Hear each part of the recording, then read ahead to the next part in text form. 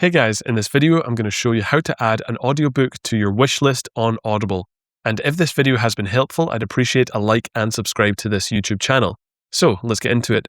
I'm basically on Google Chrome, I've accessed Audible's website, I've logged into my account, and from there what you can see is your wish list up here. So this is what my wish list looks like already. I must have added this specific title to my wish list many years ago. You can actually remove your title from your wish list right there. So I've got an empty wish list right now. But when we want to add one to the wish list, you have to go and select an audiobook. So you can come up to the browse section right here and select by category or lists and collections of bestsellers, new releases coming soon, featured authors as well, or you can even just type the specific audiobook that you want to add to your wish list in here. But I'm going to go to browse, I'm going to go to bestsellers, and then I'm going to select one at random, We Solve Murders, this one right here by Richard Osman. And then I'm going to click in here.